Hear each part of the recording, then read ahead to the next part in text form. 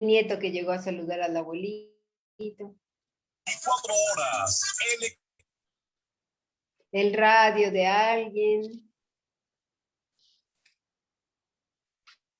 Listo. Buenas noches, gracias por acompañarnos. El día de hoy continuamos con el módulo de órbita y oculoplástica organizado por la Sociedad Mexicana de Oftalmología en unión con la Sociedad Mexicana de órbita, párpados y vías lagrimales. En esta ocasión, el tema que vamos a ver es obstrucción de vía lagrimal baja y lo dará la doctora Tere del Ángel, quien es la jefa del Departamento de órbita y oculoplástica del Hospital General de México. Después de su tema, tendremos una mesa redonda con dos pilares de la órbita y oculoplástica en México, como son el doctor Alfredo Medina y el doctor Ernesto Natera. Muchísimas gracias por estar con nosotros. Adelante, doctora Tere. Sí, gracias, Vera. Buenas noches. Pues entonces, hoy vamos a ver las patologías de la vía lagrimal baja y empezaremos... Algo pasa.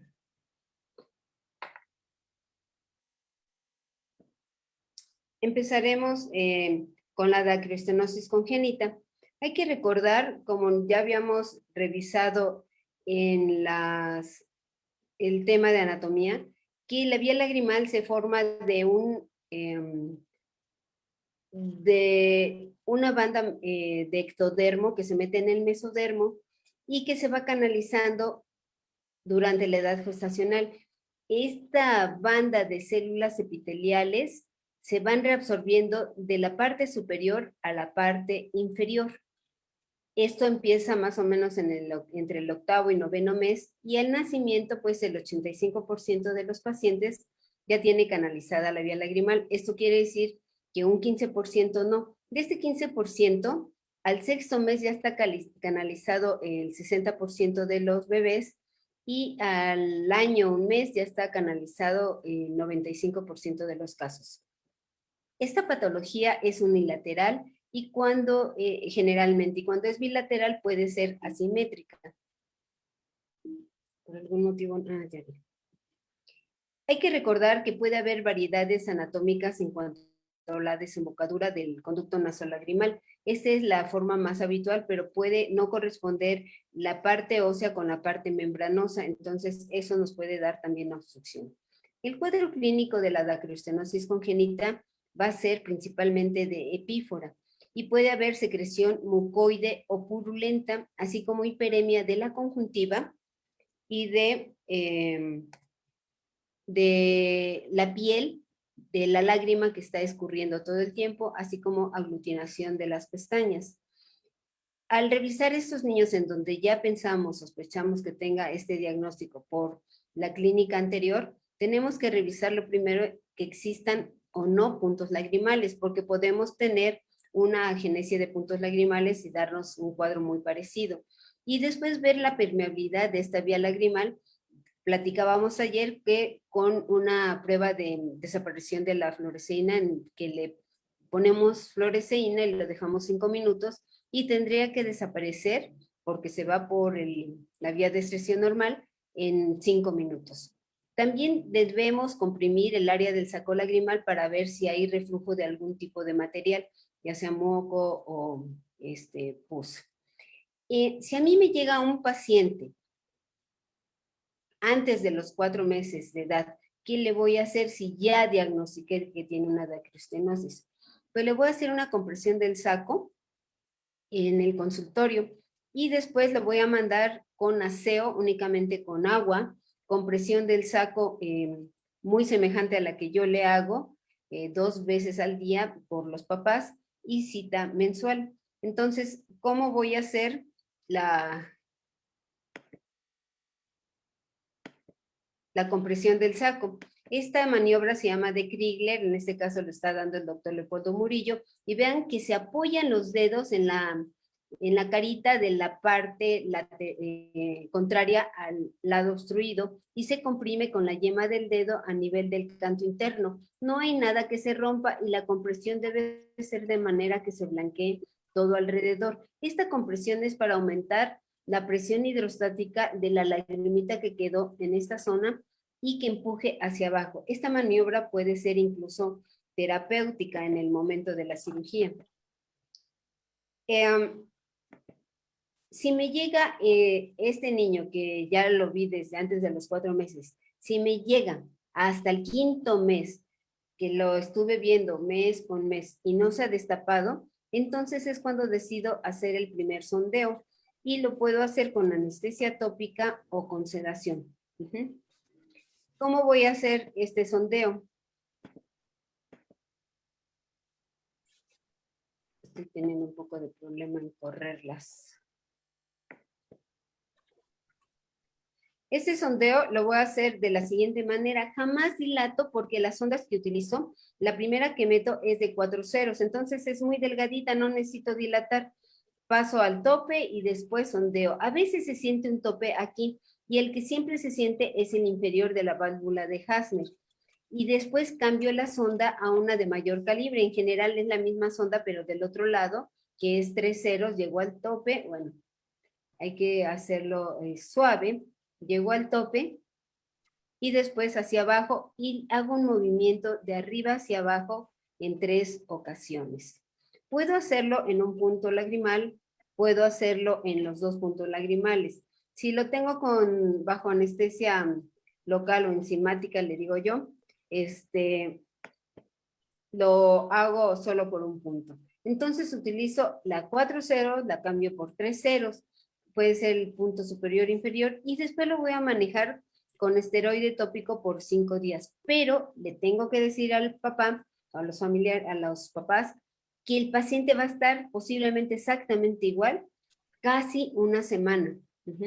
No se va a ver mucho cambio, pero después ya se empieza a ver. Yo lo voy a ver como a los 15 días y les digo, me hablan. Si el niño sigue con su problema, le tengo que hacer un segundo sondeo.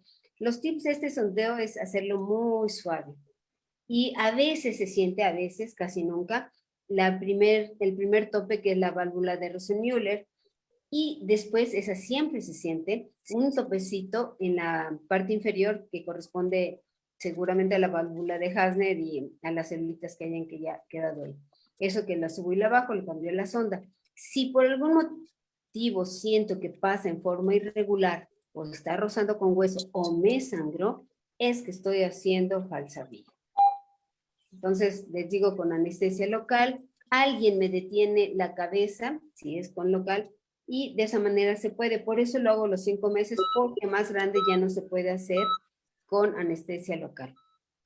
Ahora, si no me funcionó el primer sondeo, yo les digo al papá, si a las 2 semanas usted ve que no ha mejorado, le voy a realizar un segundo sondeo y hago otra vez un sondeo a las 2 semanas en caso de que no suceda, pero realmente el 95% de los pacientes queda con un primer sondeo. Y si en el segundo sondeo no queda, entonces lo que sigue es hacer una dactiointubación cerrada. Si el paciente me llega en una edad que tenga entre 6 meses y 2 años, le voy a hacer este sondeo siempre bajo anestesia con sedación, siempre, siempre, siempre. Y si no me funciona un primer sondeo, ya no hago un segundo sondeo, ya hago una dactiointubación cerrada. ¿En qué momento se puede hacer el sondeo? Bueno, hay mucha bibliografía y se menciona que desde los 6 meses de nacido hasta los 67 meses. A mí me gusta esperar solo a los 5 meses. Puede ser después, pero también pues es muy desesperante que un papá esté viendo todo el tiempo a su bebé con la lagaña o con la piel irritada. Algo bien importante es que mientras más retrasemos el sondeo, las infecciones que suceden en el canalículo y saco van a hacer que se nos produzca una cicatriz y que después tengamos más problemas. El éxito del sondeo, cuando se hace en menos de 18 meses de edad de nacido, es del 97%, del 92 al 97%. Y la falla va en relación directa en la edad del primer sondeo. Si el bebé ya me llega, pues ya no es tan bebé, después de los 2 años de edad, no hago ningún sondeo, voy directo a una dactiointubación cerrada. Vean esta carita, ya es de un niño más grandecito.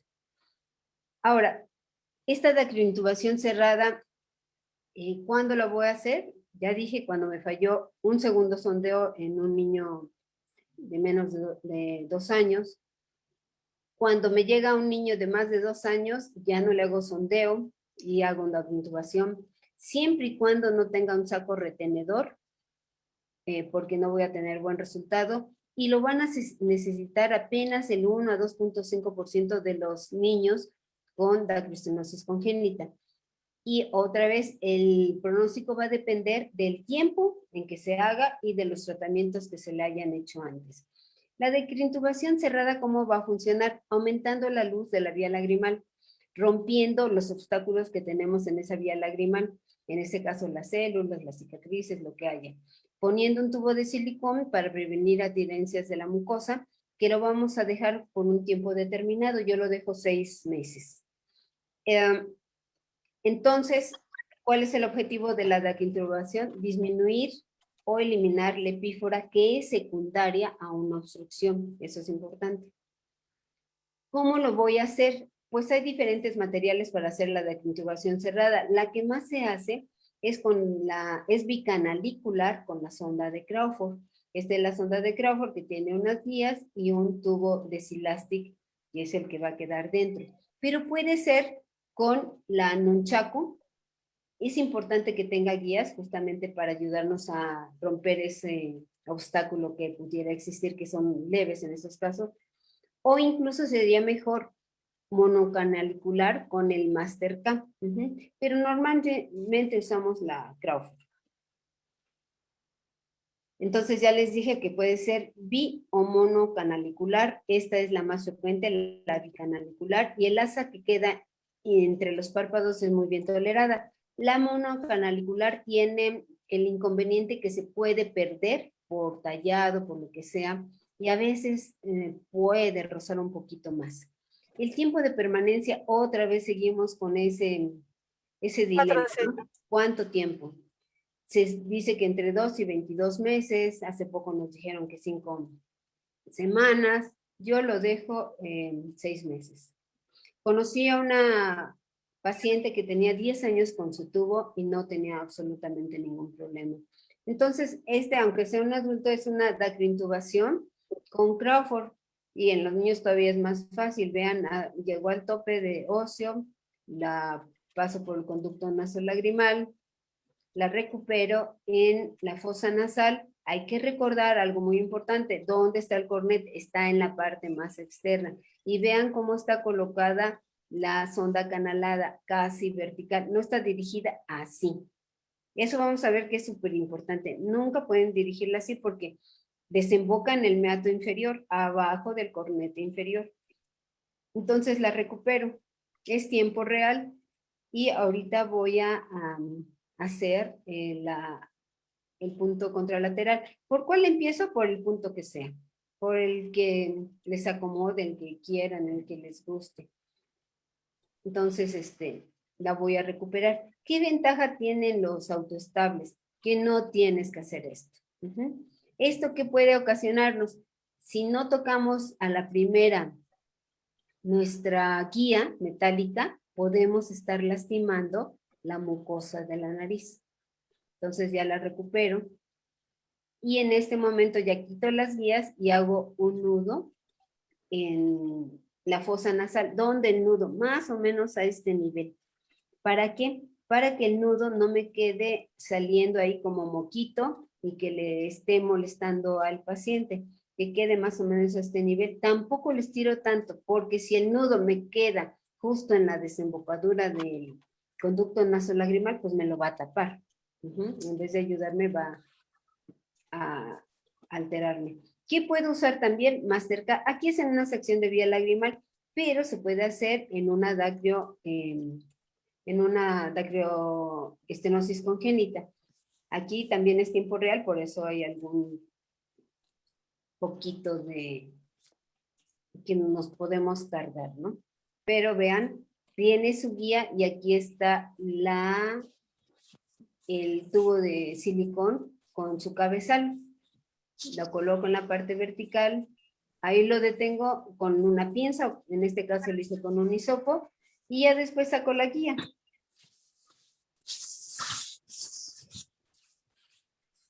O puede ser con el nunchaku. Les digo que yo amo los autoestables. Aquí está la fosa nasal de este lado. Entonces voy a pasar la guía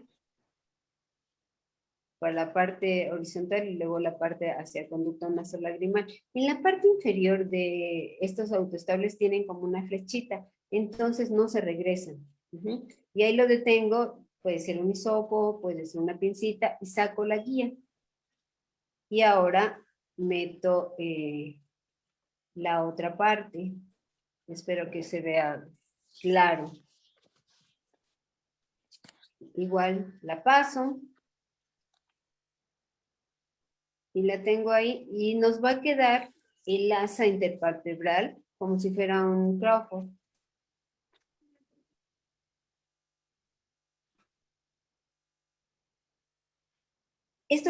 La daquintubación con autoestables, ¿por qué me gusta? Porque disminuimos, eliminamos la manipulación dentro de la nariz, evitamos el trauma del otro canalículo, hay menos riesgo de sangrado, hay menos laringospasmo por lo mismo, y se puede hacer con sedación. Incluso hemos hecho con local, pero por algún otro motivo. ¿Cómo manejo después a los pacientes con la intubación cerrada? Les doy antiinflamatorio durante una semana y les mando lubricante 4 veces al día mientras traiga esa endoprótesis, porque les puede estar rozando al movimiento de aducción, puede rozarles la córnea y la conjuntiva, que eso es algo que tenemos que ver en las visitas de seguimiento. ¿Cuánto tiempo lo dejamos? Les digo, yo creo que como ustedes vayan viendo que su paciente va evolucionando y les ha funcionado. ¿Tienes Ponti en gotas? Por ahí alguien está pidiendo Ponti gotas y apaga su audio, por favor. ¿Qué complicaciones tenemos en la daquintubación? Esta erosión puede tener de la conjuntiva por el tubo, desgarros, y esto sucede muy frecuente porque manipulamos muy feo el punto lagrimal o porque dejamos tenso la sonda de Crawford. Puede haber granulomas también por ahí mismo. La dislocación o la pérdida del estén. Aquí pues se quedó amarrado porque tiene el nudito, pero en este caso ya no hay manera de regresarlo a su lugar y hay que cortarlo.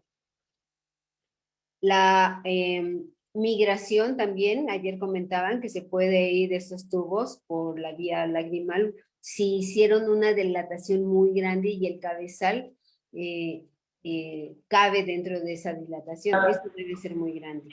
Puede irritar la nariz, eso muchos pacientes sí lo sienten cuando tienen el nudito en la vía lagrimal. Puede haber reestenosis, eso, bueno, es algo que nos puede suceder. Y bueno, eso tan desafortunado como que no supieron dirigir la sonda a donde debería ir. Sondearon la cavidad craneal. Entonces, este es mi algoritmo de estos pacientes. Les digo, si al segundo sondeo, esos pacientes que me llegaron antes de los 4 meses no funcionan, le hago la intubación. En este rango de edad, de los 6 meses a los 2 años, le hago también un sondeo nada más, solo uno, y si no funciona, le hago la intubación, o si me llegan ya después de los 2 años. El hacer una endoscopía, una intubación con endoscopía o ayudado con endoscopía, pues es lo ideal. ¿Por qué? Porque nos da el grado de obstrucción y el nivel de obstrucción, lo estamos viendo en ese momento. Disminuye el riesgo de trauma con la sonda canalada y también el de falsas vías. Y nos puede disminuir a la larga el número de procedimientos. Las desventajas, pues el costo y en este caso el costo nada más. Hay otros tipos de tratamientos que se han hablado en la literatura, pero de los cuales jamás los he visto y jamás los he hecho. Hacer una daquintubación doble o hacer una daquiplastia con balón que se infla, o hacer una irrigación a alta presión. Pero bueno, para que sepan que existe. Si este niño con dacriostenosis congénita me desarrolla una dacriocistitis, como ven aquí, ya no voy a hacer ningún sondeo. Y menos voy a indicar masaje, porque en estos casos lo que voy a hacer con el masaje, favorecer a que se extienda la infección o a que haga fístulas. En estos niños ya tenemos que programar una dacriocistorrinostomía. A veces con una es suficiente o a veces se tiene que hacer más de un procedimiento. Otra patología de la vía lagrimal baja es el dacriocele, y esto se presenta en los neonatos y se presenta con un aumento de volumen por abajo del tendón cantal. Este aumento de volumen inicialmente solo es violáceo, es renitente, puede ser doloroso, no es reductible y no sale nada, no drena nada hacia los puntos lagrimales. ¿Y cuál es la patología? Aquí, bueno, estos canalículos están llegando en forma separada, pero normalmente es porque en la válvula de Hasner, en el canalículo común, está tapada, y está tapada también la válvula, perdón, la de Rosenmüller, y está tapada también la de Hasner. Entonces, puede quedarse líquido amniótico acumulado, pero además recuerden que esta parte además secreta moco. Entonces va a ir aumentando de volumen en la zona del saco, en esta no, porque es intraósea. Y se acompaña frecuentemente a mucosela endonasal o a quistes endonasales. Y el tratamiento es romper esta obstrucción y esta obstrucción con un sondeo de vía lagrimal. Otra vez, si podemos ayudarnos con un endoscopio, pues es lo ideal. ¿Qué complicaciones puede haber? Pues que se deje evolucionar y que haga una dacriocistitis, una celulitis preseptal, o que fistulice hacia atrás y nos haga una celulitis o un absceso orbitario. Y la última patología que voy a tratar esta noche es la dacriocistitis, que es la inflamación del saco lagrimal, generalmente con infección por obstrucción a nivel del conducto nasolagrimal. Las causas son muchas y una de ellas es la dacriostenosis congénita. También puede ser secundario sinusitis, por alguna obstrucción traumática o quirúrgica del conducto nasolagrimal.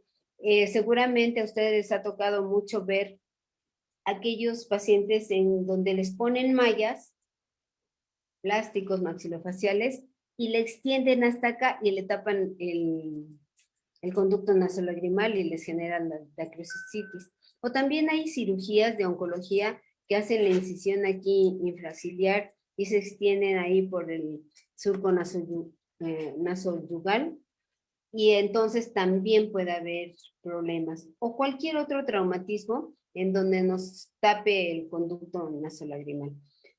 Cuerpos extraños, ayer platicaban que poner tapones lagrimales a veces se meten al conducto nasolagrimal y pueden generar esto. O inoculación microbiana directa, no sé, en el canal del parto, pero es muchísimo más raro. Podemos tener antes conjuntivitis que dacriocistitis. La etiología de esta dacriocistitis, la etiología microbiana, tanto en niños como en adultos, la más frecuente son los gram positivos, como vemos en este estudio que se hizo en 2018. Tanto en niños como en adultos predominan los gram positivos seguidos de los gram negativos. Y en los adultos se agregan otros patógenos como los hongos y bacterias anaerobias. El estafilococo dentro de los gram positivos es el más frecuente, y también tenemos otros patógenos frecuentes como son la pseudomonas y el Propionibacterium especie, ognis, perdón. Y en los niños muy frecuentemente Haemophilus influenza y Streptococo pneumoniae. Ya habíamos dicho que hay otros que se agregan en adultos, los anaerobios, las bacterias coliformes y los hongos. ¿Cuál es el cuadro clínico de la dactiocistitis? En general es un inicio rápido de dolor, edema y eritema en el área del saco y de tejidos perisaculares, con secreción purulenta, con o sin reflujo a la compresión. Aquí vemos cómo esta paciente solita sabe que al comprimirse, en este caso, vean, lo que refluye es moco, pero puede ser pus. ¿Por qué es moco en este caso? Porque ella se comprime frecuentemente y no da lugar a que ese moco sea el caldo de cultivo de bacterias. Entonces, sale moco. Puede ser lágrima, puede ser moco o puede ser pus.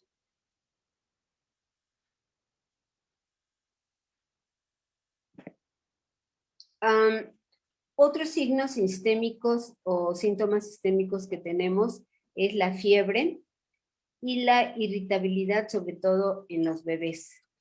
Y justamente en los bebés y niños, la evolución puede ser muy rápida y puede fistulizar a piel o puede fistulizar hacia atrás y darnos abscesos, celulitis o incluso extenderse al cerebro. Y por esta evolución rápida es que tenemos que actuar muy rápido y en forma no agresiva, sino más directa en los niños.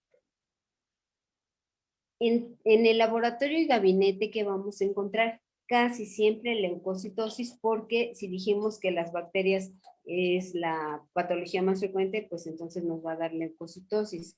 Los cultivos de secreción, pues nos van a dar los patógenos que ya les dije antes, pero casi no tomamos cultivos, porque en general responden al tratamiento. Los estamos tomando cuando no responden al tratamiento, o cuando estamos haciendo un estudio para ver exactamente cuáles los patógenos en nuestra población.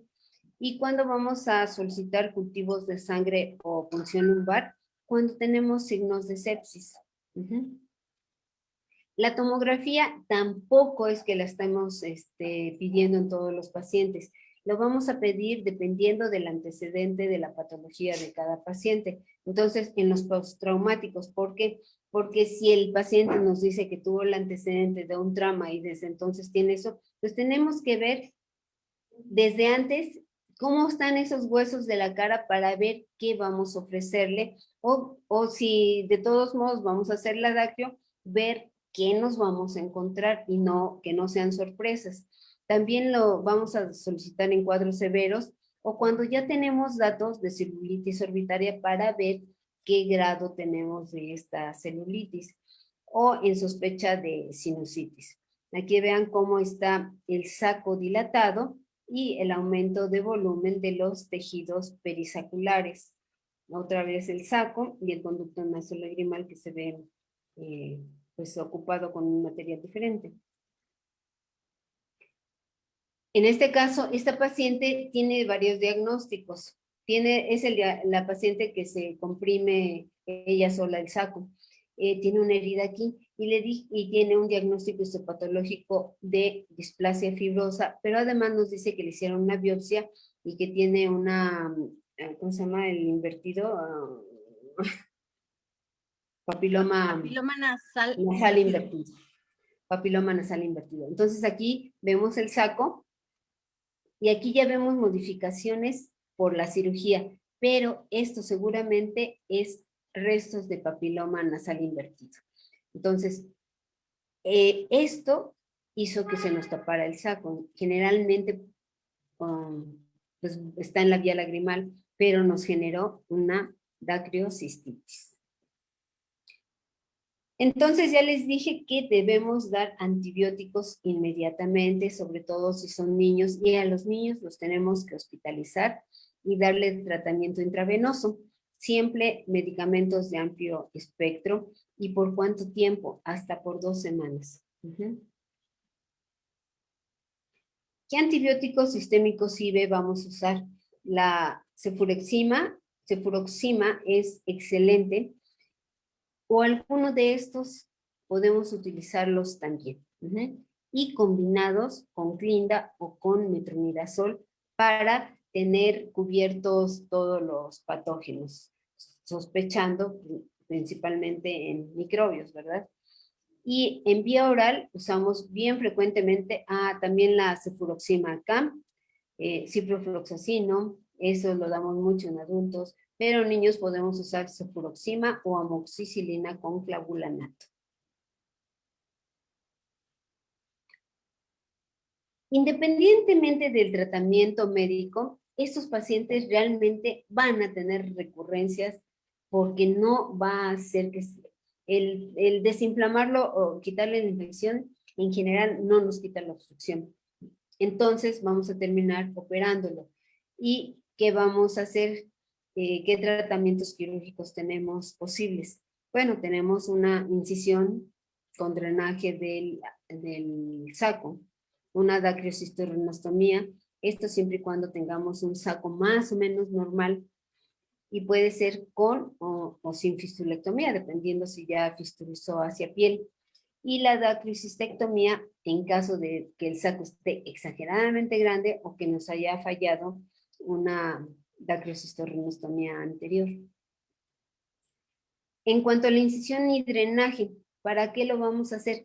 El único objetivo de hacer la incisión y drenaje es aliviar el dolor y prevenir la diseminación, pero principalmente es para aliviar el dolor, porque en general van a responder bien al antibiótico, pero el paciente llega con el grito porque sí le duele mucho. Entonces, ¿dónde les sugiero que hagan la incisión? En alguna zona dentro del área que nos va a servir después para la incisión de una dacriosistorrinostomía si la vamos a hacer externa. En esta zona, no aquí, no aquí, sino donde yo quiero diseñar después mi incisión de dacriosistorrinostomía.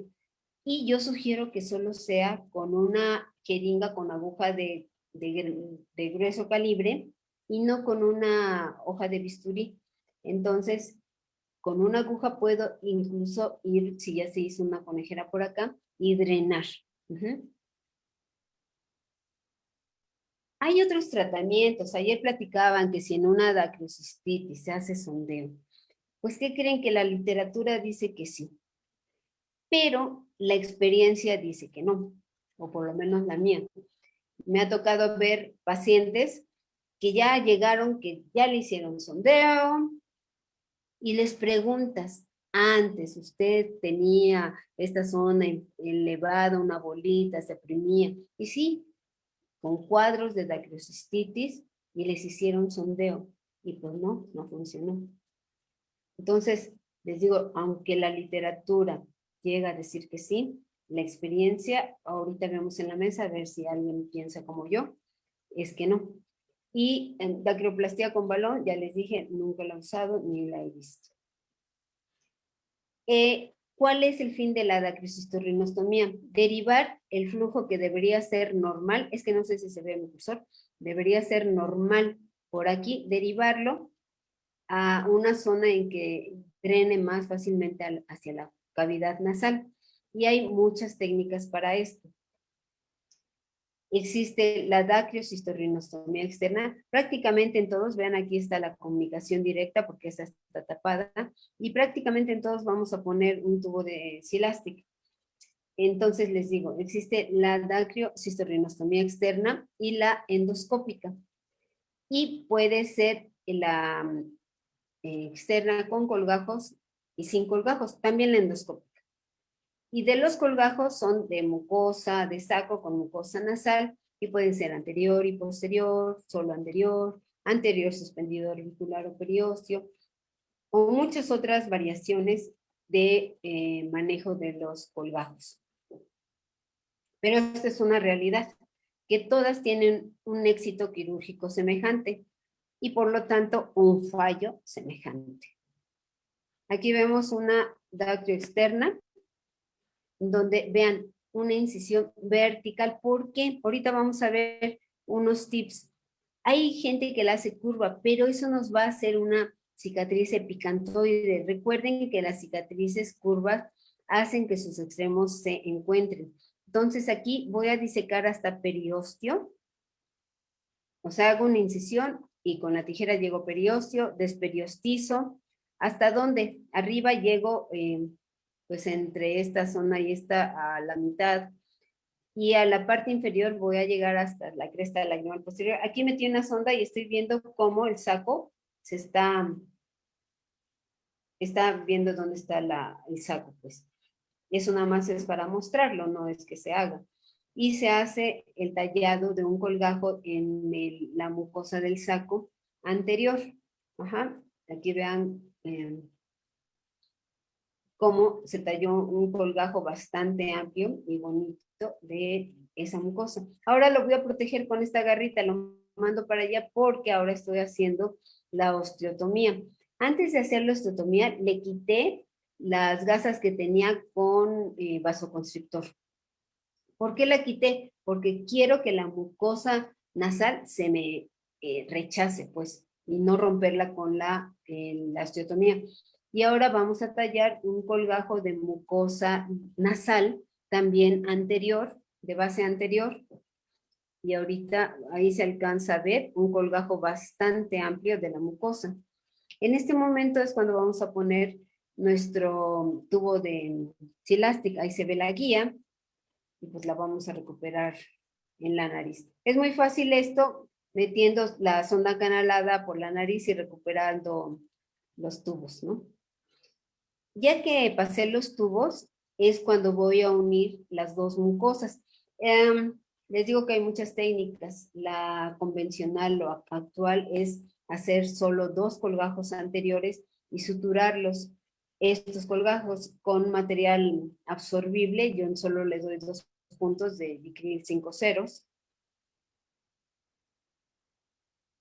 Y después vamos a cerrar el orbicular con 3 puntos de también material absorbible del orbicular, pero lejos de la piel, para que no queden como perforando la piel o no quede la cicatriz como metida. Y ya después, a mí no me gusta hacer subdérmico aquí, no sé, siento que se me sume la cicatriz y le hago un surjete con material, con no absorbible. Y entonces es cuando ya hago el nudo a nivel de la fosa nasal. Ya les había dicho, el nudo que llegue más o menos aquí, no se le esté saliendo por la nariz y molestando. Y le doy 2 nudos con 3 lazadas. Si tuviera fístula, pues le hago fistulectomía. Aquí vean, en los niños utilizo incluso para piel material absorbible para no tenerle que quitar. De hecho, antes de que se reabsorba, se empiecen a deshacer los nudos. Y aquí tenía la fístula y pues también se cierra la fístula y este es el resultado al poco tiempo. ¿Qué tips les doy para evitar complicaciones en una dacrocisternostomía? Para no lesionar puntos, manipularlos suavemente y no dejar un tubo tenso en la nariz. Para no lesionar la angular, hacer la incisión, si ven la angular, medial a la angular. Para no tener sangrado de las arterias esmoidales, hacer la osteotomía no tan arriba. De hecho, nos sirven más abajo, ¿no? Por gravedad y por anatomía. Para evitar sangrado de la mucosa, siempre antes de iniciar, hacer un taponamiento con ya sea giloconepi u oximetazolina. Para no lesionar el saco, ya que hicimos el colgajo, protegerlo con el separador. Digo, en la mucosa del saco. Y la mucosa nasal, quitar el taponamiento y no profundizar tanto la Kerrison o incluso el tubo de aspiración que nos puede perforar la mucosa. A veces ha sucedido que se puede llegar a lastimar la periórbita y tener hernia de grasa y hemorragia retrovulvar o lesión de músculos rectos que se ha reportado. ¿Y esto cómo lo podemos evitar? Pues no hacerlo tan hasta la pared externa, ¿no? Y cuando quitamos la mucosa que está más al fondo, con mucho cuidado para no romperlo. Fístulas de líquido cefalorraquídeo también se han reportado, y bueno, también no hacer la osteotomía tan superior y evitamos tanto líquido cefalorraquídeo como sangrado de las etmoidales. Para que no se nos prolapse el tubo y se nos vaya a perder, es súper importante darle indicaciones al paciente de que no se talle, no se jale, etc. En los niños es un poco más difícil. Y no dejar en la holgada. Para no lacerar puntos, pues no dejar tubo tenso en la nariz, para que no se nos haga simplefaron de puntos, pues no lastimar los puntos. Si tenemos un granuloma, manejarlo con esteroide o resecarlo. En los pacientes, si tenemos queratitis o conjuntivitis, aumentar la frecuencia del lubricante. Aquí vemos un tubo todo enrollado que ya se salió. Aquí un desgarro de punto que vemos súper frecuente. Si no queremos una cicatriz epicantoide que ya les platicaba, hacer las incisiones rectas. Si no queremos que se nos dehiscente o que tengamos una cicatriz hipertrófica en la piel, pues manejarla con mucho cuidado y no dar esteroides en forma prolongada, en forma de ungüento. Para que no se cierre la osteotomía, bueno, hay que hacerla amplia, hay que quitar la mucosa residual.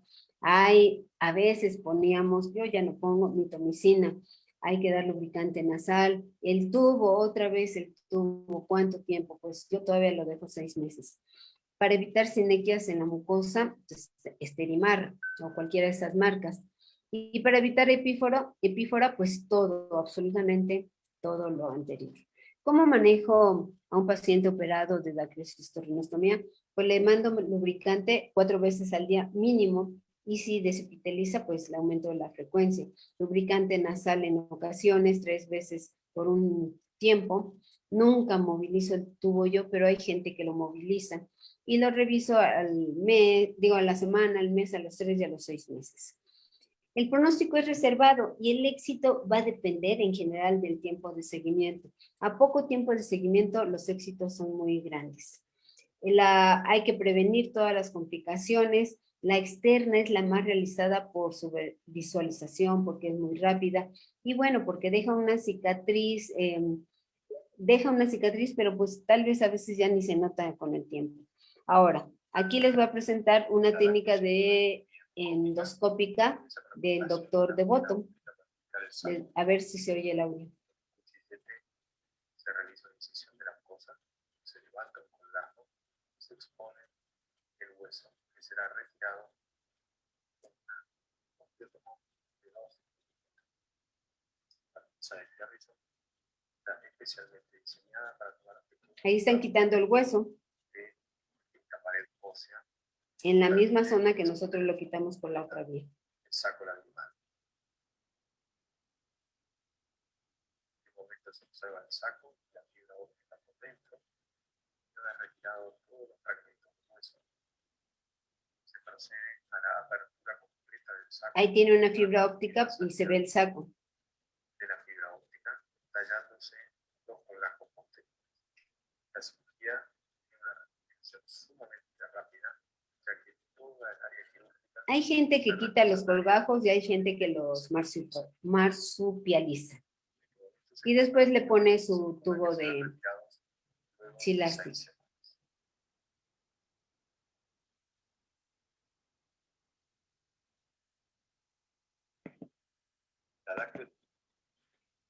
La endoscópica tiene ventajas importantes, como es que no deja cicatriz, no daña el tendón cantal ni el músculo orbicular. Las desventajas, pues realmente son técnicas, es el costo y la curva de aprendizaje. Y en cuanto a la externa contra la interna, bueno, la endoscópica contra la externa, pues tiene la misma eficacia y la misma posibilidad de sangrado. Pero yo creo que esta es la ideal. Otra técnica que vamos a hacer en caso de dacrocistitis crónica es la dacrocistectomía. ¿Cuándo lo vamos a hacer? Cuando tenemos una dacrocistitis con un saco muy grande, cuando tenemos pacientes que tienen dacrocistitis pero que no se pueden someter a alguna anestesia general por motivos sistémicos del paciente, cuando nos falló una dacrocistectomía previa, aunque la indicación principal de la dacrocistectomía es la sospecha de tumor en el saco lagrimal, como en este caso. ¿Y qué complicaciones podemos tener por una dacrocicitis? Fístulas hacia piel o hacia atrás, la celulitis preseptal, que es súper frecuente, orbitaria, les digo, es cuando fistuliza hacia atrás, meningitis, trombosis del seno cavernoso, absceso o sepsis. Esas son increíblemente raras, pero pueden suceder.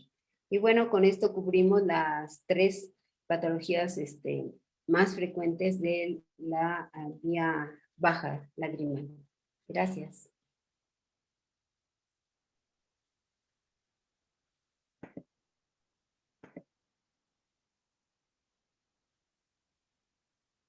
No sé si tengan preguntas, si está por ahí. Sí, Tere, ¿se oye? Se oye ¿Sí? perfecto. ¿Me oyes, Tere? Sí, Sí. Ok. Tere, me pareció muy didáctica tu plática. Y bueno, vamos a pasar a las preguntas que nos hace la audiencia. Dijiste hace rato que hay que cuidar un sondeo. Si sale sangre, lo más probable es que nosotros tengamos una falsa vía. Y aquí nos preguntan que si es poquita la sangre que sale, también se puede considerar que se trata de una falsa vía. ¿Qué opinas? No, aunque generalmente no debe sangrar. Sí he visto sondeos cuando están iniciando que posiblemente rasparon un poquito la pared y sangró un poco. De hecho, incluso se les dice a la familia que el niño puede tener un poquito de sangrado por la nariz o por el punto lagrimal después de hacerle sondeo. Entonces, cuando es poquita, no estamos realmente o siempre en falsa vía. Más bien, es frecuente que pueda haber un poquito de sangre. Ernesto, ¿alguna cosa diferente? No, generalmente cuando estamos haciendo una dactilointubación cerrada, puede sangrar un poquito a la hora que nosotros metemos la sonda y que llega a la nariz. Hay veces bueno, lo hacemos con mucho cuidado y llegamos a tocar la mucosa. Y cuando metemos la sonda acanalada también puede haber, Pero, lo hacemos con mucho cuidado sin sangrado, ¿no? aunque yo entendí, Ernesto, que preguntaron en sondeo. El sondeo de lagrimales. En sondeo. Sí, en sondeo. Porque en dactointubación es muy frecuente que sangre. No, cuando estamos haciendo una anécdota de que cuando estaba yo en la residencia, yo le preguntaba al R superior, le decía, oye, es que ¿cómo sientes, en qué momento sientes cuando ya estás partiendo, abriendo estas valvulitas, ¿no? Me decía, es que mira, tú tienes que oprimir hasta que sientas un track. Yo decía, no, pues esto está muy grave. Esperaba yo ver la sonda de Baumann en el paladar duro, ¿no? Abajo, arriba de la lengua. Entonces, no es así. No tienes que sentir truenos ni nada. Todo lo tienes que hacer con mucha sencillez. Y si lo haces muy abruptamente o te vas muy al fondo, puedes ocasionar un sangrado.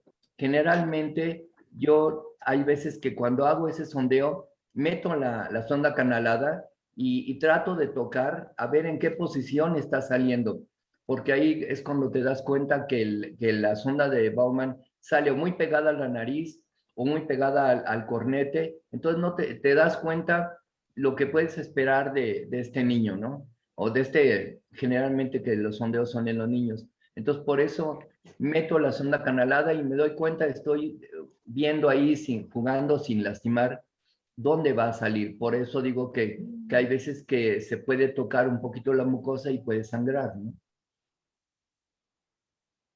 Pues sí. Sí, realmente puede sangrar. Le digo Muy bien. que le indica al Tere, nos familiar. preguntan también, No te oí. Tere, nos preguntan también si los sondeos que haces en un niño de 5 meses lo haces en presencia de los padres. No. La verdad los tengo ahí en el consultorio, pero no sé, los separa algo, a veces algo. Los tengo ahí del otro lado que me vean a mí. Incluso me pueden ver a mí, pero no al bebé que lo estoy tratando. Pero además, cuando son en consultorio, pues, tardo nada. O sea, ¿cuánto te tardas? 1 minuto. No sé. El bebé llora, y les enseño a los familiares, llora cuando le agarran la cabeza al bebé. Ni siquiera cuando está hecho taco. En el momento que le agarran la cabeza al bebé es cuando empieza a llorar, y les digo, mire, todavía no le hago nada, está llorando. Entonces, es porque se siente incómodo el bebé. Ahora, ¿que puede doler? Sí, seguramente puede doler. Por eso no es que pregone yo que lo hagan así, que lo hagan cada quien como quiera. O sea, con sedación o con local. En general, ¿ustedes hacen el sondeo así en vivo o con una gota de anestésico o con sedación? Yo Yo con generalmente, si se anestesia. trata de un niño que es Digo, yo menor de con un año, con local. Bueno, yo en el caso, si se trata de un niño que es menor de un año, el riesgo de la anestesia creo que es mayor. Yo lo hago ahí con sedación. Si es un niño mayor de un año, definitivamente yo lo hago con anestesia. Creo que Ve- nos evitamos complicaciones y todo eso. Entonces yo en ese yo prefiero hacerlo así. Sí, Vero, Tere. lo haces. Sí. Sondeos con anestesia tópica en consultorio, no los hago, me genera como angustia, pero cuando hay la oportunidad directamente a quirófano se me hace como lo ideal, y sí lo hacemos con sedación en niños menores de un año. Ya cuando son niños mayores que hay que hacerles algún otro procedimiento, sí preferimos una anestesia que los mantenga más tranquilos. Yo suelo menores de 5 meses en consultorio con anestesia tópica. Menores de 5 meses. ¿Será que Hasta 5 meses. uno se vuelve menos valiente? Pero yo en general, a todos los que hago sondeo, lo hago con sedación. Nunca lo hago así, nunca lo he hecho porque se mueven mucho, cierran los párpados, apachurran los párpados, no los puedes estirar, están llore y llore y es terrible. Entonces yo siempre bajo sedación, con toda la calma del mundo, lo haces, le puedes echar un poquito de agua, no se están ahogando, el anestesiólogo está al pendiente de todo y creo que para mí es muy cómodo y sobre todo para mi alma es más cómodo todavía. Yo nunca irrigo, jamás irrigo. Es suficiente el puro sondeo. Y el anestesiólogo le da miedo si irrigas. Sí, sí, Entonces es sí. una cosa que tiene que tener mucho cuidado. Bueno, Sí, hablando de sondeos, quisiera preguntarles a todos. En alguna ocasión hicimos un estudio con muchos pacientes y una de las preguntas que hacíamos es si a los pacientes que tenían un cuadro bajo de obstrucción de vía lagrimal, le habían hecho un procedimiento como sondeo. Y curiosamente, independientemente de que esta es una sesión para todo público, nos dimos cuenta que a muchos pacientes que tienen una obstrucción baja les hacen sondeo, y no uno, sino les hacen mucho. Y algunas ocasiones da la impresión que el paciente mejora un poquito, sobre todo esos adultos que tienen obstrucción baja. Y de repente después se vuelve a tapar y la historia más o menos es así. Ustedes, ¿qué hacen en esos casos? ¿Cómo explican eso de que un sondeo en un momento dado funcione un poquito? Y si recomiendan hacer un sondeo, que créanme, no son pocos los que lo hacen. Cuando interrogan pacientes con una dacrocistitis, es frecuente que eso lo hayan hecho en muchas ocasiones. ¿Qué opinan ustedes? Hablas de adultos. Adultos, sí, adultos, que les hacen sondeo. Yo creo que en el adulto ya ha habido tanta fibrosis, inflamación crónica, que cuando le hacen un sondeo realmente no vas a tener buenos resultados. El resultado va a ser bastante malo, es temporal y se vuelve a tapar. Generalmente cuando tú acabas haciendo una DCR, una dacrocisto-rinostomía, cuando abres el saco ves que el saco está granuloso y esa inflamación crónica pues no va a dejar que un sondeo funcione permanentemente. Creo que la indicación es, te vas directo en un adulto a una dacrocisto-rinostomía. Sí, yo de igual forma, cuando tienen saco retenedor en adulto, directo DCR, y por lo menos nosotros estamos acostumbrados a jamás realizar dacrointubación cuando tienen el saco retenedor presente. ¿Y tú, Tere? ¿Por qué funciona? No, yo nunca. Pero ¿por qué funciona? Pues haz de cuenta que le haces un hoyito y en ese momento pues va a drenar algo. Ujú. Pero se va a volver a tapar porque le dejas todo lo que inflama. Entonces, se va a volver a tapar. Claro. Ujú. Nosotros en ese estudio, y se los quería comentar, era un estudio de histopatología. Entonces nosotros vimos que hay un proceso inflamatorio muy importante que viene, por supuesto, desde hueso hacia el epitelio y que definitivamente es lo que está causando que se obstruya. En algunos pacientes este proceso es mayor, en otros menos. Pero si pasamos una sonda, lo más seguro es que estimulemos más ese proceso inflamatorio y que por el contrario se nos va a volver a cerrar. Así es que eso definitivamente no se debe de hacer. Ujú. Díganme una cosa que también siempre ha sido curiosidad. En las dacrointubaciones, nosotros sabemos que cuando el paciente al día siguiente está bien, ya le hicimos. Y esto a colación de lo que ayer presentaron, de que los pacientes con obstrucción alta, si les ponemos estos inmunomoduladores, la ciclosporina, van a mejorar. Nosotros ya hemos visto que el paciente que le va bien desde el primer día, y sí es cierto, a lo mejor un antiinflamatorio va a hacer que funcione esto. Pero al revés, un paciente que no funcionó, un antiinflamatorio, ¿va a hacer que funcione? Esa es la pregunta. No, como bien dijiste, el paciente que le va bien, sobre todo los niños, los bebés, le haces un sondeo y al otro día generalmente los papás te dicen, no, ya se le quitó el lagrimeo, ya amaneció muy bien. Es cierto, como decía Tere, que puede pasar una semana y todavía ves que hay algo de lagrimeo ocasional, pero en general, como tú dices, le va bien al primer día y ya dices, ya la hice. Cuando no le va bien es porque tiene otra malformación, otra alteración anatómica o inflamatoria, fibrosa, pero bien, el sondeo bien hecho al primer día ya tiene buenos resultados. ¿Tú, Tere, qué opinas? Sí, también. Digo que si nos llega un niño ya de 5 años para tratarlo después de varios sondeos y hacerle la intubación, la verdad es que puede que no tengamos tan buen éxito. Ujú. Se nos va a tapar en algún momento después. Definitivamente. Tere, una pregunta para ti del público. ¿A qué edad recomiendas la DCR? Pues a la edad en que tenga una dacrocistitis y esperarnos lo más que se pueda a ver si llega al año. ¿Por qué? Porque puede haber bebés con dacrocistitis. Entonces, ¿por qué esperarme al año? Porque también la cabecita y las estructuras están un poquito más grandes. Ujú. Tratar de tenerlo con antibiótico, con masajito y esperarme por lo menos lo más que me pueda esperar, pero no se va a resolver de otra manera. Pero dacriostorrinostomía al año de edad, doctora Tere, al año de edad. Aunque se supone que la nariz es los huesos de la nariz son un inductor para el crecimiento de la nariz, no hemos tenido problemas. Y ya hay estudios en donde ya se vio que realmente no hay problemas en el crecimiento de la nariz. Tú, Ernesto, Bueno, ¿qué debes edad? esperarte más tiempo. Claro. Exacto.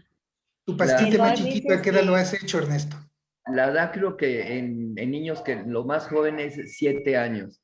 Nunca he hecho una dacrio. Además, la Kerrison que tengo no creo que agarra toda la nariz, me llevo toda la nariz con una mordida de esa Kerrison, ¿no? Entonces, lo más joven es 7 años y con mucho cuidado porque, pues bueno, los huesitos es diferente a un adulto que casi estás con un cincel y martillo abriendo el hueso, ¿no? Pero bueno. En el caso de nosotros, igual, cuando tienen una dacriocistitis y tienen, no sé, por ejemplo, un año de edad, nosotros sí preferimos hacer dacrointubación. Y aunque tenga dacriocistitis, y sí tratamos como de llevarlo con antibióticos, con todo lo que sea necesario. Y de igual forma, las DCRs abiertas, externas, igual hacemos en promedio a los 7 años de edad, también nosotros, las externas, las abiertas. No más creo pequeñas. que hay escuelas. Perdón. A mí me llegan a operar dacrocistitis muchos niños que están intubados. Ok. Sí, nosotros Vero, que siempre una tuvieron pregunta sacro sobre esto. ¿Cuántos años con la intubación llevan con esos niños? No años, o sea, son niñitos que les hicieron dacrointubación con dacrocistitis y siguen con dacrocistitis. ¿Tú no crees que en una intubación funcionen estos niños? Por lógica, sabemos que el saco retenedor es un saco que está formado por fibras elásticas. Se rompen estas y entonces tenemos ese saco retenedor. En los niños, ¿eso también sucede? ¿O ellos son un poquito más resistentes a una distensión del saco? Que sería la explicación de que una dacrointubación cerrada nos funcionara. ¿Tú crees algo en eso No, o no tu experiencia ha funciona. sido la contraria? Ajá. Ok, bueno, ¿qué otra cosa aquí Una vemos pregunta de... que hicieron ahí decía, ¿cuáles son las causas por las que una dacriosistorrinostomía no funciona bien o por qué se vuelve a tapar? ¿Por qué creen que esté sucediendo esto? Casi siempre todos los estudios endoscópicos lo que está viendo es que se hizo una fibrosis en la osteotomía. Ese es hace como el 95% de los casos van a tener una fibrosis en la osteotomía. Entonces, nuestro problema es esa cicatrización que no hemos podido controlar en esos casos. ¿Quiénes van a desarrollar esa cicatrización? Tampoco sabemos, por qué unos sí o por qué otros no sabemos, pero el factor común que se encuentra es eso. Puede haber sinequias de la mucosa, puede haber quistes, puede haber otras causas, pero la más frecuente es la fibrosis en el saco. ¿Los problemas Sí, alérgicos nasales pueden ocasionar esto? Ya otras enfermedades en adulto, ya como una síndrome, un Wegener o ese tipo de enfermedades inflamatorias crónicas, cicatrizales, pero en los niños, ¿creen que el problema alérgico ayude a que haya una Sí, también. obstrucción constante y que no, y que falle una dacrointubación cerrada? Sí, también. Eso nos platicaba hace poco la doctora que invitaron en la asociación de la que hace dacriosistorrinos endoscópicas. Entonces, Ujú. sí, es uno de los factores que puede existir. No es el único, es uno de los factores que puede existir. aunque yo les voy a comentar que cuando hicimos el estudio de histopatología, nosotros queríamos ver qué pasaba exactamente con el epitelio y sugiere que casi todas las alteraciones que vengan de la vía lagrimal normal, pues tendrían que alterar ese epitelio. Y lo que encontramos que la mayor parte de los pacientes tenían el epitelio íntegro, que eso nos sugería que la patología no estaba de ese lado. Pero evidentemente, pues bueno, es un estudio y evidentemente pues requerirá más casos de estos. Pero esto simplemente como comentario sobre eso. Apenas en el trabajo que presentó una residente de La Luz, vio, casi todos tenían fibrosis de la osteotomía. Y yo creo que, Y también las digamos, osteotomías pequeñas. Las osteotomías pequeñas también tienden a fallar. El claro, tamaño de la osteotomía. yo diría que hay tres puntos Acuérdense, donde podemos tener problemas. Uno son los puntos lagrimales, cuando a veces queremos pasar nuestras sondas, nuestros tubos de Silastic y no los podemos pasar. Ese sería un punto. Otro, que no abramos grande al saco lagrimal. O sea, el saco lagrimal debe ser abierto en forma muy importante. Y la tercera, que hagamos una osteotomía que esté muy pequeña y que definitivamente antes casi era igual una osteotomía chiquita, fracaso. Por eso siempre buscamos hacer una osteotomía grande. Sin embargo, en los endoscopistas, cuando nos presentan sus casos, ustedes han visto que nos presentan un montón de patología del área nasal. Y nosotros a muchos de los pacientes también les hacíamos una valoración por otorrino y la realidad es que la patología antes de la cirugía, la verdad es que es mínima, o sea, casi no hay, porque muchos nos presentaron, sobre todo los que van por vía endoscópica, que tiene una unión, que hizo un quiste, que hizo quién sabe cuánta cosa, y la realidad es que valorados los pacientes de la nariz, prácticamente no tienen patología antes de todo esto. O sea, ¿qué quiero decir con eso? ajá. Que desde mi punto de vista sigue siendo la vía abierta la mejor vía para esto. Esa es mi opinión. Evidentemente, quienes son endoscópicos pues van a decir que la endoscopia tiene muchas ventajas, pero a mí me parece que eso es algo muy importante. ¿Qué opinas tú, Ernesto? Que que la cirugía de dactocistostomía se hizo hace muchos años y muchos años ha funcionado y seguirá funcionando. Cuando hay técnicas que no funcionan, se inventan una y otra técnica de muchas formas. Esta cirugía es tradicional y nos funciona, como bien mencionaba Tere, en 90, 95, 97% de éxitos. Y contra los otros éxitos también de la endoscópica, que realmente yo no me meto en endoscópica, yo empecé a hacerla con unos otorrinos en el hospital y la verdad es que, ¿para qué te metes en otro lugar que no es el tuyo? ¿No? Ya bastante hacemos con estarle quitando mucosa nasal para poner injertos en los fondos de saco, en los párpados, pero ya meterse en otros lugares, a lo mejor estamos descomponiendo algo como los otorrinos cuando se meten a la órbita y se llevan pues la grasa orbitaria y queda muy bonito todo, muy congelado, ¿no? Claro. Y del público también, Tere, nos preguntan si piso y techo en la DCR. No, lo que pasa es que realizar esos colgajos quedan muy chiquitos, bien difícil de manipularlos.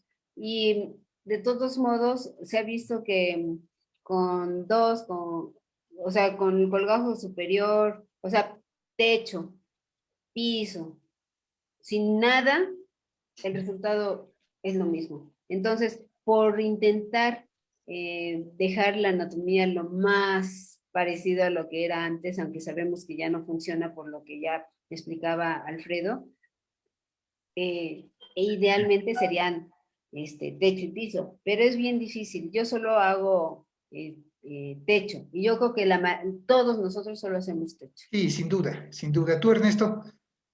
Lo mismo, nada más hago el techo, los dos colgajos nasal y del saco lagrimal.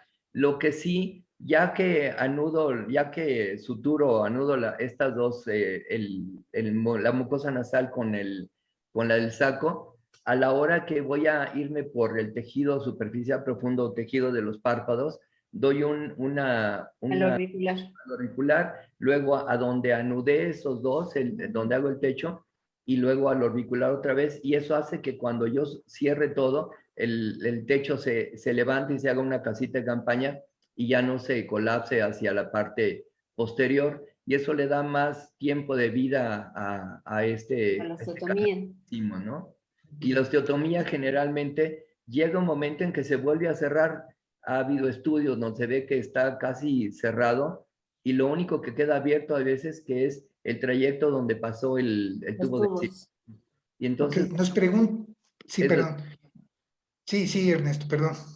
Ya. Nos preguntan también del público opciones de osteotomía.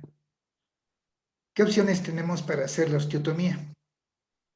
Pues, bueno, de las opciones que nosotros usamos son con cincel y martillo, que es como lo hacía el doctor Bonfilio Domínguez. Esa fue como nuestra primera opción de aprendizaje.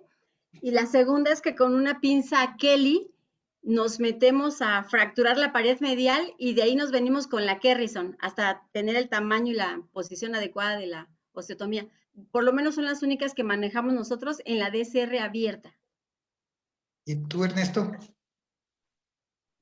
También yo todo con la Kerrison me meto hasta la parte posterior, lo que sería el hueso lagrimal o el unguis, que es lo más suavecito, lo más blando, y lo metes. Hace muchos años que no utilizo un cincel, pero a veces sí lucho mucho para iniciar con la Kerrison, pero ya que te metes bien, lo puedes seguir comiendo.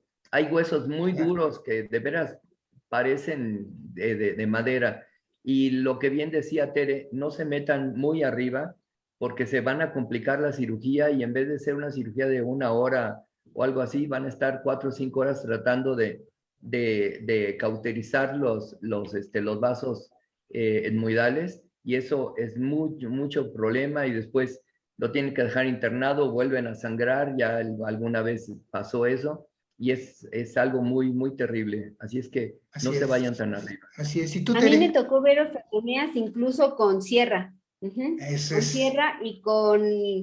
ay, es que no sé cómo se llamaba esa sierra. Te veo muy joven, Tere. Pensé que no te había tocado esa época.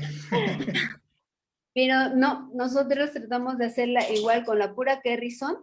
La sierra Con de eso perforamos y por eso les digo que tienen que quitar el taponamiento para que la mucosa como que esté laxa y al meter la Kerrison no la rompas. Entonces con la Kerrison penetramos el hueso y ahí empezamos a hacer la osteotomía.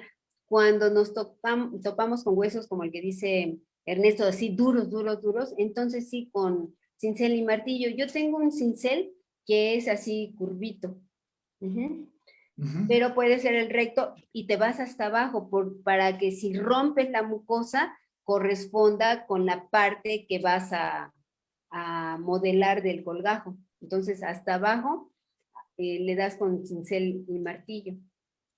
El que mencionaba Tere hace un inicio era una sierra que tenía una forma circular totalmente. Redonda, exacto. Y es el osteotomo, totalmente Sí, circular, redondo, muy sí, es un pequeñito, osteotomo redondo.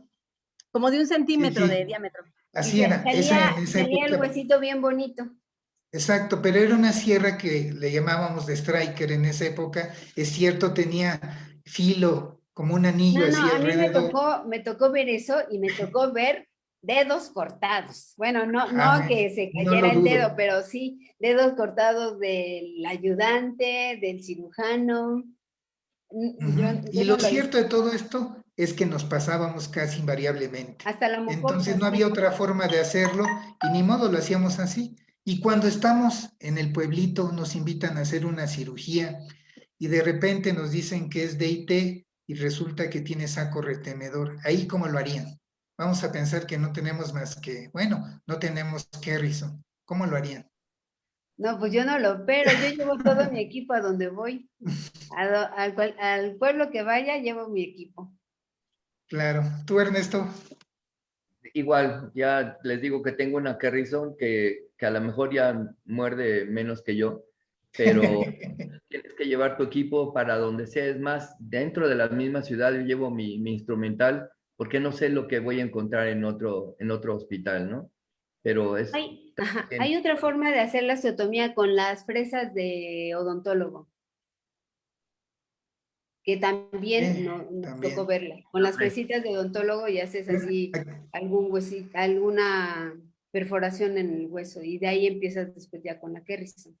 Aquí una de las preguntas que tenían es que si usted, ¿qué experiencia tienen con la mitomicina? ¿La ponen? ¿La Sí. usan? No. Yo la usé mucho tiempo y no vi un resultado favorable, entonces la dejé de usar. Ahora, nos ayuda, nos hace una hemostasia hermosa. En cuanto ponen la mitomicina, deja de sangrar todo. Pero en cuanto a resultados posquirúrgicos, no había una diferencia. Yo no encontré diferencia y la dejé de usar. Yo la mitomicina solamente la utilizo no de rutina, pero sí lo utilizo en los casos en los cuales ya es un paciente reoperado, en el cual tengo fibrosis o algo así, allí sí la utilizo. Y la utilizo yo, la preparo y la ponemos en como las de los terigiones, y la dejamos alrededor de 2 minutos, 3. Hay que hacer muy bien el enjuague, porque evidentemente como es un medicamento que actúa por el tiempo que está allí, entonces hay que enjuagar muy bien toda esa zona. Y a mí me da la impresión, sin que yo lo tenga documentado, que sí en esos casos nos ayuda. Cuando menos son de esos pacientes que ya no quiere uno saber de ellos, y creo que nos ayuda un poquito. Sí, Esa es mi impresión, pero definitivamente no lo hay que tengo hacerlo en documentado. esos casos. ¿Tú, Siempre, Ernesto? siempre, Nos- nunca he utilizado mitomicina. No es... Vi problemas cuando se utilizaba en los terigiones, que después nunca cerraban y los terigiones se levantaban a la conjuntiva, y de ahí dije, esto no es para mí, ¿no? Tampoco en la dacrio. Creo que con la técnica bien hecha puedes tener buenos resultados sin utilizar otras sustancias, ¿no? Nosotros la Y hemos Tere, allá usado, pero en la luz. en niños, solamente en niños. La mitomicina sí la seguimos usando, pero solamente en niños. Y lo hacemos con la idea, primero, de lograr una mejor hemostasia y después de que no se genere fibrosis, el proceso inflamatorio típico de los niños, que haga que la osteotomía se vaya cerrando rápidamente o que nos vuelva a ocluir ahí el paso de los tubos. Entonces, solamente en niños. Es que yo la dejé de usar en adultos porque sabían, aún en pacientes que habían usado osteotomía, cuando se llegaban a tapar y lo revisábamos, estaba la fibrosis en el área de la osteotomía. Entonces dije, bueno, Ok. no, Aquí no del me... parte del público también dicen que puede originar acúmulo de secreción posterior a una dacrocistectomía y qué se sugiere hacer. A ver, ¿cómo estuvo? Dice, ¿qué puede originar acúmulo de secreción posterior a una dacriocistectomía y qué se sugiere hacer? O sea, quitamos el saco, el paciente refiere secreción o vemos secreción, ¿qué hacemos? ¿O cómo explicamos eso? Pues, Que no quitaste completamente el saco, Definitivamente, que ahí definitivamente creo que no sigue hay duda captando. de eso. Sí, definitivamente, igual en una dacrio. Si no quitamos el saco completo, pues vamos a tener secreción. Definitivamente también. Por eso se sugiere que la apertura del saco sea grande, porque si no vamos a tener en la porción inferior, vamos a seguir teniendo acúmulo de permanentes. secreción y definitivamente puede que pase el colorante y tenga secreción ahí. Yo no sé si ustedes hagan lo que nosotros hacemos, que en los pacientes que todavía tienen el tubo y que está teniendo reflujo, a veces vamos a como perforar con con una sonda de Baumann el área de la osteotomía y sientes cuando, cómo truena la cicatriz que se empieza a formar. Entonces, la hago como en dos ocasiones, o sea, en el momento en que decido hacerla y la cito a la semana y le hago otra vez y les va bien. O sea, como que ya se está formando una cicatriz ahí y la rompo con una sonda. ¿Y qué pasa entre el punto lagrimal y el tubo de silástico? Pasa la sonda de Baumann. ¿Y lo tolera bien el paciente solo con tetracaína? Sí. Sí les duele, ¿eh? Sí les duele, la mucosa nasal les duele. Mira, a propósito de eso que decías, Tere, decías que tú no mueves los tubos de silicón. Hay veces que tiene una secreción ahí que no se limpian bien o por alguna razón se acumula la secreción alrededor del cilástico allí, de los puntos lagrimales. Yo sí agarro con una pinza, Ponti, levanto y agarro con una pinza los tubos por abajo y sí le muevo, haga de cuenta que estoy limpiando ahí, sacándole filo, y muchas veces está acumulado todo en el silicón, secreción ahí endurecida, moco ahí medio pegado. Lo limpio bien, se lo vuelvo a poner, le sigo dando algún antibiótico por alguna semana, y generalmente cuando regresan y vuelvo a mover el tubo de silicón, está limpio, ya no está pegado, no tiene tanto problema. Y el resultado, bueno, es bueno. Como tú decías, yo también dejo los tubos de silicón en la DAC intubación cerrado, en la DCR, lo dejo 6 meses, no antes. Y si no se pierden 6, 8 meses, un año, pues se los dejo, no pasa nada, ¿no? A ver, esta pregunta. Dice, ¿alguien ha tenido dilatación pupilar asociada al taponamiento nasal con vasoconstrictor? Sí, sí, sí, sí. ¿Y cuál sería la explicación? Nada, pues que seguramente tocaste por ahí la conjuntiva. O que le Ay, echaste ay, tanto que cayó ¿mande? en el ojo y dilató. Sí, sí, sí. O con la gasita algo tocó la conjuntiva. No es Ok, nada raro eso. ok, y una última pregunta que aquí está. En la conjuntivo dacrio-cistorrinostomía, ¿ya no se usan los tubos de Pyrex? Ah, ese es otro tema, gran tema. A mí no me gustan, la verdad, nosotros como Hospital General, con pacientes de bajos recursos, vemos pacientes que ya no pudieron ir a otras instituciones con los tubos luxados, con los tubos que le están lastimando, con el hoyote ahí y el paciente sigue con molestias. Entonces, yo no los pongo, yo no creo tanto en los tubos, pero es respetable el que lo sigue ¿Tú, usando. Ernesto? Yo no, yo vi muchos, igual que tienen unos tubos llenos de secreción, de moco ahí negruzco, pegados, que los traían medio de fuera. La verdad es que no me gusta esa cirugía. La hice alguna vez por aprender, por hacerla, pero jamás lo he vuelto a hacer. Yo lo que hago en esos casos es, como bien decía Sharon ayer, hago una falsa vía. Veo por dónde está, me imagino dónde puede llegar ahí el tubo de silicón, hago una falsa vía y se la dejo un año. Y al quitársela, Ok. le ¿Y tú, pido a Vero? que funcione. Si no funciona, pues le doy la bendición y que le vaya bien. ¿Y tú, Vero? Bueno, nosotros en el Hospital de la Luz seguimos haciendo las conjuntivodacrios, pero efectivamente yo en lo personal he visto que aunque uno siga la técnica bien hecha, algo pasa con los tubos que colocamos que de alguna forma llegan a desplazarse o a taparse o realmente son como muy incómodos para el paciente. Entonces, el porcentaje de éxito, como bien menciona el doctor Natera, con esta técnica es bajo. Igual, en algunas ocasiones considero que sería lo ideal hasta hacer una falsa vía en lugar de colocar estos tubos. Bueno, yo les voy a platicar rápidamente. Todo eso que acaban de decir también creo que no soy diferente, lo he tenido. Pero una cosa que nosotros hicimos, teníamos los tubitos, casi todos nos los mandaban de 3 centímetros. Entonces lo que nosotros comenzamos a darnos cuenta es que la longitud tenía mucho que ver con las complicaciones.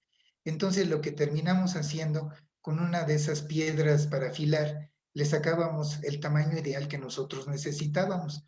Entonces, ese tamaño de 3 centímetros lo hacíamos al tamaño que cada paciente necesitaba y definitivamente nos iba mucho mejor. Ya no hacía contacto con la mucosa, no teníamos ese proceso inflamatorio de cuerpo extraño que hace en la mucosa y que nos va regresando el tubo lentamente y nos los tapa y todo eso.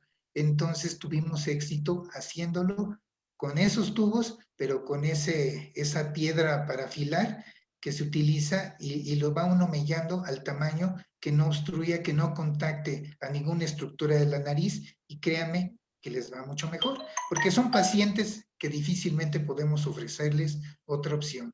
Y si bien es cierto que no hay otra, pues esta pues es la última. Y créanme que sí, algunos pacientes funcionan. Bueno, creo que ya por obvio de tiempo son las 9:24, creo que ya nos pasamos del tiempo que normalmente se emplea para esto. Y si alguien quiere concluir con algún consejo, alguna cuestión que quiera comentar, Tere, Pues es que no sé cuál de todos los puntos que les digo algo para que mí quieras sea más. que se queden la gente. Bueno, que no hagan, bueno, las intubaciones en niños con saco retenedor. Claro. Ernesto, Y quiero agradecer a la gente que está todavía esta hora con nosotros. Muchísimas gracias.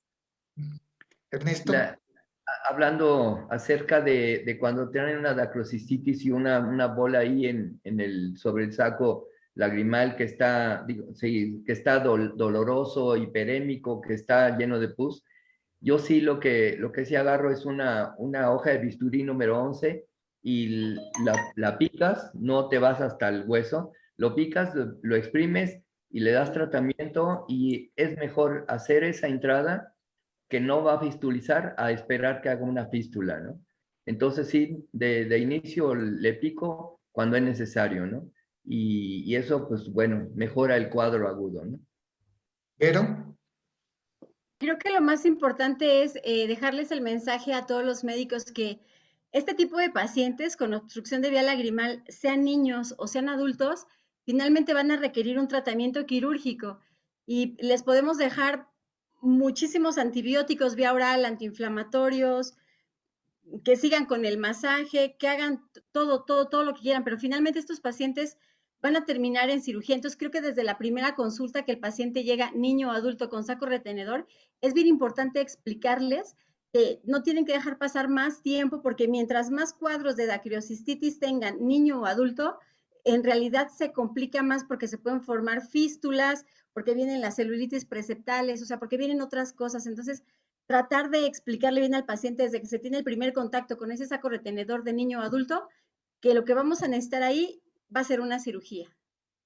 bueno, Tal vez algo que quiero decir, pero porque me lo dijeron, que la vía lagrimal es ingrata. ¿es qué?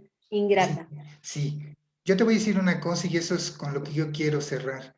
Creo que todos los días aprendemos más de la vía lagrimal. Para mí ya no es el patito feo. Hay mucha gente joven que trae cosas nuevas, estudios nuevos, y creo que poco a poco estamos pudiendo resolver todos estos problemas.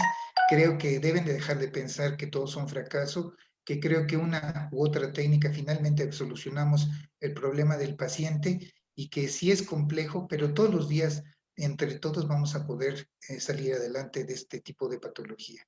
Bueno, si no es por más, Tele, si quieres, Vero, si quieres despedir a esto, por favor, a esta clase del día de hoy. Pues yo les quiero agradecer a tanto a la doctora Tere como ponente, como a ustedes como eh, coordinador y participante de nuestra mesa redonda. La verdad es que, como dicen, siempre hay algo nuevo que aprender.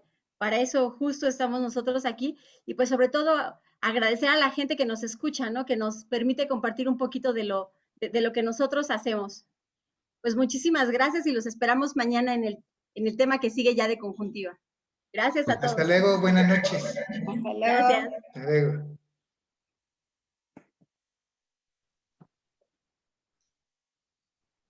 Nos vemos, adiós. Dios. Adiós.